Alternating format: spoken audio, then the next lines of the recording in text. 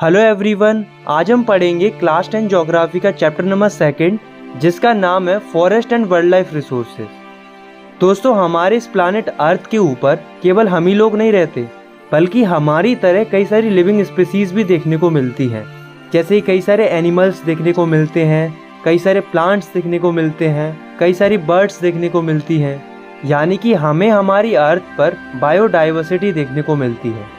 Biodiversity मतलब different type of life देखने को मिलती है। तो इस चैप्टर में हम हमारी अर्थ पर मौजूद इसी बायोडाइवर्सिटी को एक्सप्लोर करेंगे। हम अलग अलग जंगलों के बारे में पढ़ेंगे, जीव जंतुओं के बारे में पढ़ेंगे और उनके कंजर्वेशन के बारे में पढ़ेंगे। तो चलिए स्टार्ट करते हैं।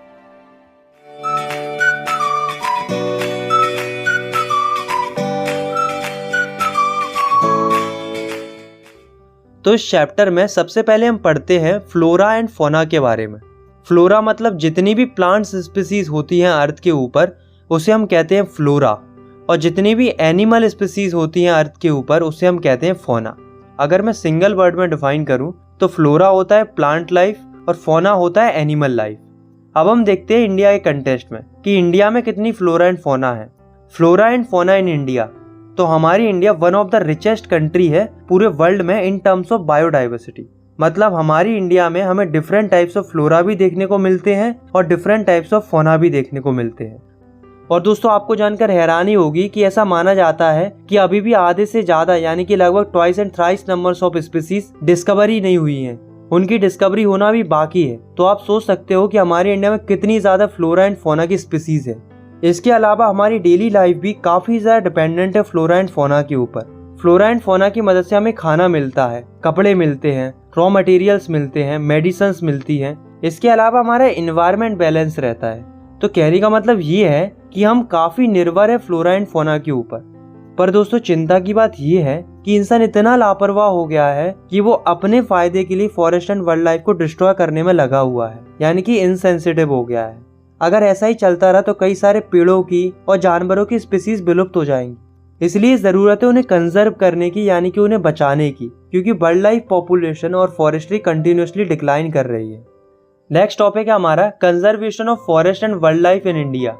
इस टॉपिक में हम पढ़ेंगे कि फॉरेस्ट एंड वाइल्ड लाइफ को कंजर्व करने के लिए कौन कौन से स्टेप लिए जाते हैं। लेकिन उससे पहले हम ये जान लेते हैं कि कंजर्वेशन करने की जरूरत क्या है, कंजर्वेशन करने का फायदा क्या है, बेनिफिट्स ऑफ कंजर्वेशन। चलिए जानते हैं। तो पहला बेनिफिट है conservation preserve the ecological diversity and our life support system water, air and soil. मतलब कंजर्वेशन करने से इकोलॉजिकल डाइवर्सिटी सुरक्षित रहती है और साथ में हमारा जीवन जिन चीजों पर डिपेंडेंट रहता है वो भी सुरक्षित रहती हैं, जैसे कि वाटर, एयर, सॉइल। इसलिए कंजर्वेशन करना जरूरी है और अच्छा है। कंजर्वेशन करने का दूसरा बेनिफिट है it also preserve the genetic diversity of plants and animal for better growth of species and breeding. मतलब कंजर्वेशन करने से जेनेटिक डाइवर्सिटी सुरक्षित रहती है, मतलब प्लांट्स एंड एनिमल की अलग अलग वैरायटी सुरक्षित रहती है, ताकि उन स्पीसीज की बेटर ग्रोथ और उनकी अलग अलग ब्रीड यानी कि वैरायटी आगे देखने को मिल सके। जैसे आज हम जो एग्रीकल्चर करते हैं उसमें हम डिफरेंट वेराइटीज ऑफ क्रॉप उगाते हैं और हम इसके ऊपर काफी डिपेंडेंट हैं। अगर हमने कंजर्वेशन नहीं किया तो हमें जेनेटिक डाइवर्सिटी देखने को नहीं मिलेगी, मतलब डिफरेंट टाइप्स ऑफ वेराइटीज देखने को नहीं मिलेंगी। सिमिलरली कई सारे लोग फिशेज के ऊपर काफी ज्यादा डिपेंडेंट होते हैं। इनफैक्ट उनका मेन खाने का सोर्स फिशेज होती है। आज के समय में डिफरेंट टाइप्स ऑफ फिशेज देखने को मिलती है, लेकिन इनकेस अगर कोई फिश की वैरायटी खत्म हो जाती है यानी कि विलुप्त हो जाती है तो वो हमें आगे देखने को नहीं मिलेगी। इसलिए कंजर्वेशन करना जरूरी है ताकि जेनेटिक डाइवर्सिटी प्रिजर्व रहे और आगे भी अलग अलग वैरायटी देखने को मिल सके। अब हम देखते हैं कि गवर्नमेंट ने कंजर्वेशन के लिए कौन कौन से स्टेप लिए। चलिए देखते हैं। तो देखो, हमारी गवर्नमेंट द्वारा वाइल्ड लाइफ को प्रोटेक्ट करने के लिए सबसे पहला स्टेप लिया जाता है 1972 में। गवर्नमेंट क्या करती है, 1972 में एक एक्ट पास करती है जिसका नाम था वाइल्ड लाइफ प्रोटेक्शन एक्ट।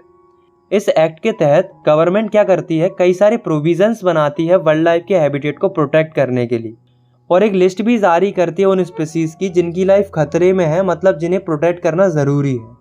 तो जो स्पीसीज इंडेंजर्ड लिस्ट में आती हैं उन्हें बचाने के लिए गवर्नमेंट हंटिंग पर बैन लगा देती है, और साथ में जो ट्रेडिंग होती थी यानी कि तस्करी होती थी जानवरों की, उस पर भी रोक लगा देती है। केवल इतना ही नहीं, आगे जाकर 1980 में और 1986 में कई सारी और स्पीसीज को भी प्रोटेक्टेड स्पीसीज की लिस्ट में जोड़ा जाता है। जिसमें कई सैकड़ों बटरफ्लाईज, मोथ्स, बीटल्स शामिल थी और एक ड्रैगन फ्लाई भी शामिल था। दोस्तों ये केवल जानवरों तक सीमित नहीं था, बल्कि आगे जाकर 1991 में पहली बार प्लांट स्पीसीज को भी लिस्ट में ऐड किया गया। शुरुआत में 6 प्लांट स्पीसीज को ऐड किया गया। Establishments of protective institutions. अब दोस्तों ऐसा नहीं है कि हमारी गवर्नमेंट केवल एक्ट बना रही थी, बल्कि कई सारी इंस्टीट्यूशंस भी सेटअप कर रही थी फ्लोरा एंड फौना को प्रोटेक्ट करने के लिए। जैसे कई सारी वाइल्ड लाइफ सेंचुरीज बनाई जाती हैं, बायोस्फीयर रिजर्व बनाए जाते हैं, नेशनल पार्क बनाए जाते हैं। आज के समय में इंडिया में 567 वाइल्ड लाइफ सेंचुरीज हैं, 18 बायोस्फीयर रिजर्व हैं और 106 नेशनल पार्क हैं। इतना ही नहीं दोस्तों, गवर्नमेंट के द्वारा पर्टिकुलर एक जानवर को बचाने के लिए भी कई सारे प्रोजेक्ट चलाए गए। जैसे कि पर्टिकुलर टाइगर को बचाने के लिए प्रोजेक्ट टाइगर चलाया गया। इसी तरीके से एशियाटिक लायन को बचाने के लिए, घड़ियाल को बचाने के लिए, ब्लैक बक को बचाने के लिए, राइनासोर्स के लिए, स्नो लेपर्ड्स के लिए, इन सब के लिए अलग अलग प्रोजेक्ट चलाए गए इन्हें बचाने के लिए। पर डोंट वरी, हमें इन सब के बारे में नहीं पढ़ना, हमें केवल प्रोजेक्ट टाइगर के बारे में पढ़ना है। तो चलिए जानते हैं कि क्या है ये प्रोजेक्ट टाइगर। तो जैसा कि हम जानते हैं कि टाइगर जो है वो one of the most important wild life species में से एक है और ये काफ़ी इंपॉर्टेंट रोल प्ले करता है फनल वेब के अंदर। लेकिन दोस्तों ऐसा देखा गया है पिछले 100 सालों में टाइगर की पॉपुलेशन बहुत तेजी से डिक्लाइन हुई है। एस्टीमेट ये बताते हैं कि 1870 में टाइगर की पॉपुलेशन लगभग 55,000 थी, लेकिन 1970 तक आते आते टाइगर की पॉपुलेशन गिरकर 1827 बचती है। अब दोस्तों ऐसा हुआ क्यों, इसके पीछे रीज़न क्या था? तो पहला रीज़न था कि टाइगर की पोचिंग होती थी ट्रेड के लिए, मतलब गैर कानूनी तरीके से व्यापार होता था, क्योंकि टाइगर की बोन और स्किन काफ़ी एक्सपेंसिव होती थी, जिसके चलते कई सारे टाइगर्स को मार दिया जाता था। दूसरा रीज़न था श्रिंकिंग हैबिटेट, मतलब जो जंगल वगैरह थे वो धीरे धीरे श्रिंक होते गए, यानी कि ख़त्म होते गए, जिस वजह से टाइगर की पॉपुलेशन भी डिक्रीज हो गई। तीसरा रीज़न था depletion of prey based species, मतलब जिन स्पीसीज को टाइगर खाते थे उनकी पॉपुलेशन भी डिक्रीज हो गई, जिस वजह से टाइगर को खाना नहीं मिल पा रहा था। इस वजह से भी टाइगर की पॉपुलेशन डिक्रीज हुई। चौथा रीज़न था ग्रोइंग ह्यूमन पॉपुलेशन, मतलब धीरे धीरे लोगों की पॉपुलेशन बढ़ने लगी थी, जिस वजह से टाइगर का रहना मुश्किल हो गया था। तो ये कुछ रीज़न है जिनकी वजह से टाइगर की पॉपुलेशन कम हुई इंडिया के अंदर। इसलिए जो हमारी गवर्नमेंट थी उसने टाइगर को बचाने के लिए 1973 में एक कैंपेन लॉन्च किया, जिसको बोला गया प्रोजेक्ट टाइगर। प्रोजेक्ट टाइगर की मदद से टाइगर की पॉपुलेशन जो डिक्रीज हो रही थी उसमें कुछ हद तक सुधार देखने को मिला है। इसके अलावा हमारी इंडिया में कई सारे टाइगर रिजर्व भी हैं जो कि टाइगर को प्रिजर्व करते हैं, जैसे कि Corbett national park Uttarakhand, Sundarban national park in West Bengal, Bandhavgarh national park in Madhya Pradesh, Sariska wild life sanctuary in Rajasthan, Manas tiger reserve in Assam, Periyar tiger reserve in Kerala. तो ये कुछ एग्जाम्पल है मेजर टाइगर रिजर्व के जो कि इंडिया में है। नेक्स्ट टॉपिक है हमारा types and distribution of forest and wild life resources. अब हम पढ़ते हैं कि फॉरेस्ट कितने टाइप के होते हैं, मतलब गवर्नमेंट ने फॉरेस्ट को कंजर्व करने के लिए कितने टाइप में बांटा है। तो फॉरेस्ट को 3 टाइप में बांटा गया है। पहले है रिजर्व फॉरेस्ट, दूसरे है प्रोटेक्टेड फॉरेस्ट और तीसरे अनक्लास्ड फॉरेस्ट। सबसे पहले हम पढ़ते हैं रिजर्व फॉरेस्ट के बारे में। तो रिजर्व फॉरेस्ट वो फॉरेस्ट होते हैं जिन्हें गवर्नमेंट ओन करती है। इन फॉरेस्ट के अंदर किसी भी प्रकार की ह्यूमन एक्टिविटी करना अलाउड नहीं होता है, मतलब कोई भी व्यक्ति अपने फायदे के लिए इन जंगलों को नुकसान नहीं पहुंचा सकता। ये जो रिजर्व फॉरेस्ट हैं वो बहुत ही कीमती फॉरेस्ट माने जाते हैं, इसलिए इन्हें चारों तरफ से कवर करके रखा जाता है। ये फॉरेस्ट हमें जम्मू कश्मीर, वेस्ट बंगाल, महाराष्ट्र, उत्तराखंड जैसे स्टेट्स में देखने को मिलते हैं। नेक्स्ट है प्रोटेक्टेड फॉरेस्ट। तो प्रोटेक्टेड फॉरेस्ट भी गवर्नमेंट के द्वारा ही ओन किए जाते हैं। ये जो फॉरेस्ट होते हैं वो काफ़ी ज़्यादा प्रोटेक्टेड रहते हैं, बट ये उतने प्रोटेक्टेड नहीं होते जितने रिजर्व फॉरेस्ट होते हैं। इनमें क्या होता है, जो लोकल लोग होते हैं, मतलब जंगलों के आसपास के जो लोग होते हैं, उनको गवर्नमेंट अलाउ कर देती है फ्यूल वुड कलेक्ट करने के लिए और जानवरों को चराने के लिए। लेकिन फिर भी गवर्नमेंट इन जंगलों के ऊपर कड़ी निगरानी रखती है कि कहीं कोई इंसान इन जंगलों को ज़्यादा नुकसान तो नहीं पहुंचा रहा। ये जो फॉरेस्ट है वो काफ़ी बड़ी स्केल में पाए जाते हैं। इनफैक्ट इंडिया के टोटल फॉरेस्ट में से 1/3 फॉरेस्ट प्रोटेक्टेड फॉरेस्ट है। ये फॉरेस्ट हमें राजस्थान, हरियाणा, बिहार, पंजाब जैसे स्टेट्स में देखने को मिलते हैं। लास्ट है अनक्लास्ड फॉरेस्ट। तो अनक्लास्ड फॉरेस्ट ऐसे फॉरेस्ट होते हैं जिन्हें प्राइवेट एजेंसीज भी मैनेज करती हैं, as well as government agencies भी मैनेज करती हैं। इन फॉरेस्ट के अंदर सभी ह्यूमन एक्टिविटीज अलाउड रहती हैं, मतलब कोई भी व्यक्ति जंगल के रिसोर्सेज का यूज कर सकता है। इस तरह के फॉरेस्ट में वेस्टलैंड भी शामिल होते हैं। अनक्लास्ड फॉरेस्ट हमें नॉर्थ ईस्ट स्टेट्स में और गुजरात के कई हिस्सों में देखने को मिलते हैं। अब एक पॉइंट याद रखना कि रिजर्व फॉरेस्ट और प्रोटेक्टेड फॉरेस्ट, इन दोनों को हम कलेक्टिवली परमानेंट फॉरेस्ट कहते हैं। दोस्तों अगर हम मध्य प्रदेश की बात करें तो मध्य प्रदेश में जितना भी फॉरेस्ट है, मतलब टोटल फॉरेस्ट एरिया, उसमें से 75% एरिया परमानेंट फॉरेस्ट से कवर्ड है। तो आप सोच सकते हो कि मध्य प्रदेश में कितनी ज्यादा परमानेंट फॉरेस्ट है। इनफैक्ट सबसे ज्यादा परमानेंट फॉरेस्ट हमें मध्य प्रदेश में ही देखने को मिलते हैं। Community and conservation. दोस्तों अभी तक हमने देखा कि गवर्नमेंट कैसे प्रोटेक्ट कर रही थी फॉरेस्ट एंड वाइल्ड लाइफ को, लेकिन अब हम देखेंगे कि कम्युनिटीज ने कैसे प्रोटेक्ट किया फॉरेस्ट एंड वाइल्ड लाइफ को। दोस्तों ऐसा देखा गया है कि केवल गवर्नमेंट ने ही स्टेप नहीं लिए, बल्कि कई सारी कम्युनिटीज ने भी, मतलब आम लोगों ने भी अपने लाइवलीहुड और फॉरेस्ट को बचाने के लिए कई सारे कदम उठाए। जैसे कि मैं आपको कुछ एग्जांपल देता हूँ। जैसे कि सबसे पहले हम बात करते हैं सरिस्का टाइगर रिजर्व की। तो यहाँ पर क्या हुआ था, जो गवर्नमेंट थी उसने सरिस्का टाइगर रिजर्व में माइनिंग करने का प्लान किया। गवर्नमेंट ये बात जानती थी कि ऐसी जगह पर माइनिंग करना वाइल्ड लाइफ प्रोटेक्शन एक्ट के खिलाफ है, क्योंकि इससे जंगल को नुकसान तो होता ही होता, साथ में वहां पर रह रहे लोगों का लाइवलीहुड भी खतरे में आ जाता। लेकिन ये बात जानते हुए भी गवर्नमेंट ने माइनिंग करने का प्लान कंटिन्यू रखा। तो इसके विरोध में जो वहाँ की कम्युनिटी थी, मतलब आसपास के लोग थे, वो इसके अगेंस्ट में आवाज उठाते हैं, इनफैक्ट प्रोटेस्ट करते हैं और गवर्नमेंट को अपोज करते हैं उनके इस डिसीजन के लिए। इसका रिजल्ट ये आता है कि गवर्नमेंट को अपना डिसीजन चेंज करना पड़ता है, मतलब उस जगह पर माइनिंग करने के प्लान को कैंसिल करना पड़ता है। दूसरी हम बात करते हैं अलवर डिस्ट्रिक्ट ऑफ राजस्थान की। तो यहाँ पर क्या हुआ था, अलवर डिस्ट्रिक्ट के कुछ गांवों ने मिलकर, यानी कि लगभग 5 गांवों के लोगों ने मिलकर ये डिसाइड किया कि वो 1200 हेक्टेयर में फैले इस फॉरेस्ट को प्रोटेक्ट करेंगे। इसके लिए उन्होंने अपने मन से ही उस फॉरेस्ट को सेंचुरी डिक्लेयर कर दिया और उस सेंचुरी का नाम रखा भैरवदेव दाकव सेंचुरी। वहाँ के लोगों ने सेंचुरी को प्रोटेक्ट करने के लिए खुद से ही कई सारे रूल्स एंड रेगुलेशन बनाए और उन्होंने देखभाल करना शुरू कर दिया कि कोई हंटिंग वगैरह तो नहीं कर रहा।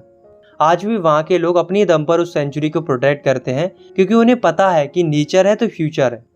थर्ड हम बात करते हैं चिपको मूवमेंट की, या हम इसे चिपको आंदोलन भी कह सकते हैं। तो ये आंदोलन हिमालयन रीजन की इंडिजीनियस स्पीसीज के द्वारा किया गया था। इन्होंने क्या किया था, पेड़ों को बचाने के लिए ये पेड़ों से चिपक कर खड़े हो गए थे, जैसा कि आप इस इमेज में भी देख सकते हो। आपको पता है इनकी फीलिंग क्या थी उस समय पर? ये कह रहे थे कि अगर पेड़ काट रहे हो ना तो पहले हमें काटो, आप पेड़ तब तक नहीं काट सकते जब तक हम जीवित रहेंगे। ये लोग कई दिनों तक ऐसे ही पेड़ों से चिपक कर खड़े रहे और ये तब तक खड़े रहे जब तक पेड़ काटने वाले लोग वापस नहीं चले गए। उनकी इस डेडिकेशन के चलते वो डिफोरेस्टेशन को रोक पाए। और इतना ही नहीं, इन्होंने केवल पेड़ नहीं बचाए बल्कि इन्होंने कई सारे पेड़ लगाए भी, यानी कि अफोरेस्टेशन भी किया। सिमिलरली अब हम पढ़ते हैं बीज बचाओ आंदोलन को, जिसको सेव द सीड्स मूवमेंट भी बोला जाता है। वो लेट 1980s में शुरू किया गया था। इसकी शुरुआत हैनवल रिवर वैली से हुई, जो कि तहरी डिस्ट्रिक्ट उत्तराखंड में है। वहाँ के कुछ एक्टिविस्ट ने इस मूवमेंट को शुरू किया और इस मूवमेंट को जो लीड कर रहे थे वो थे विजय जरदार। इन लोगों को काफी अच्छी नॉलेज थी, ज्ञान था ट्रेडिशनल एग्रीकल्चर का। ये लोग खुद भी प्रैक्टिस करते थे ट्रेडिशनल एग्रीकल्चर को और ये कई सारे ट्रेडिशनल सीड्स को, फॉरेस्ट को प्रिजर्व भी करते थे ताकि सस्टेनेबल डेवलपमेंट हो सके और फ्यूचर में भी ट्रेडिशनल सीड्स की मदद से ट्रेडिशनल प्लांट्स और क्रॉप्स उगाई जा सके।